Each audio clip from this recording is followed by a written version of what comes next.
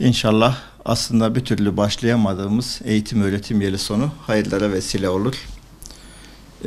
Biz artık bunu bir son olarak değil, yeni toparlanan bir şehir olarak bir başlangıç olarak nitelendiriyoruz. Malatya olarak gerçekten çetin bir süreç yaşadık. Kısmi olarak Elazığ depreminden etkilendik. Akabinde pandemi derken ve adeta kıyametin provası olan Kahramanmaraş depremi bizi sarstı, bizi yok etti. Birçok canımızı kaybettik.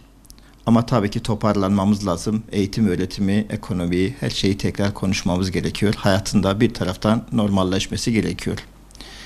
Çocuklarımız 2020 yılından bu yana arzu edilen eğitimi alamadılar. Tabii ki burada biz kimseyi sorumlu tutmuyoruz. Başımıza gelen felaketlerden dolayı, ama bir yerlerden başlamamız gerekiyor. Sadece çocuklarımızın başarıya odaklanıp onların beden ve özellikle ruh sağlığını ihmal etme mümkün olmamalı. Böyle bir yola tevessül etmeden önce, başarıdan önce onların hakikaten ruh sağlıklarını bir kontrol etmemiz gerekiyor. Akabinde inşallah başarı gelecektir. Bizim şu an için gerek dışarıya giden öğrencilerimiz, gerek dönen öğrencilerimiz açısından baktığımızda ciddi manada bir telafinin olması gerekiyor. Ama bu 3 yıllık süreci telafi etmenin birkaç ayla sınırlanması da mümkün değildir. Ancak bir yerlerden başlayacağız. Özellikle 1 Ağustos'tan itibaren telafi eğitimleri başlayacak. Ben öğrencilerimize mutlaka bu telafi eğitimlerine katılmalarını öneriyorum ki bir sonraki eğitim öğretim yılının başında bir hazırlık olmuş olsun.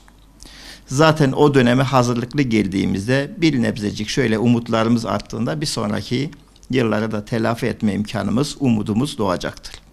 Öğrencilerimizden ziyade bu konuda asıl dikkat etmesi gereken eğitim sisteminin bu öğrencileri doğru bir ortamda buluşturması ve velilerimizin doğru takip edip doğru tavsiyeleri, yanlış uygulamalardan vazgeçmelerinden geçiyor.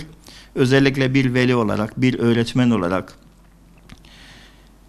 kendi adıma söylediğimde benim çocuklarımın şu andaki beden sağlığı, özellikle ruh sağlığının başarıdan daha kıymetli olduğuna inanıyor ve bu konuda bir baskı unsuru olmaktan ziyade onları bu ortama hazırlamaya çalışıyorum. Beden ve ruh sağlığını özellikle yitiren gençlerimize yapılacak başarıdan dolayı, başarılı olması için yapılacak baskının da ters teptiği aşikardır. Bu konuda çok dikkatli olmamız gerekiyor.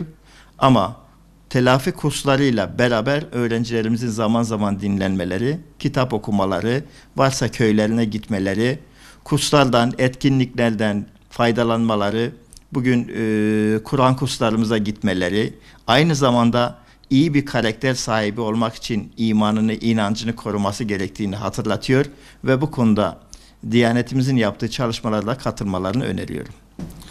Evet, biz şu anda bütün hedefimiz öğrencinin belli bir not seviyesini yakalamak ise zaten baştan hata yapıyoruz. Her öğrencinin bir hazır bulunuşluk düzeyi ve bir yeteneği vardır. Alabileceği bir kapasitesi vardır ve bir zeka çeşidi vardır. Dolayısıyla biz bunu tespit etmeden bütün öğrencileri birbirleriyle kıyaslayarak hepsini üst düzeye getirmek için bir mücadeleye girmemiz zaten çocuklarımıza başlı başına bir zulümdür. Öncelikle bu tespiti yapacağız. Sadece bizi alabileceği eğitimi verip vermeme noktasındaki eksiklerimizi giderip ve bu konuda doğru yol haritası çizmemiz ve alabileceği kadar kapasitede alıp almadığını kontrol ederek bu konuda disiplin bir şekilde moralini bozmadan ona yardımcı olmamız gerekiyor.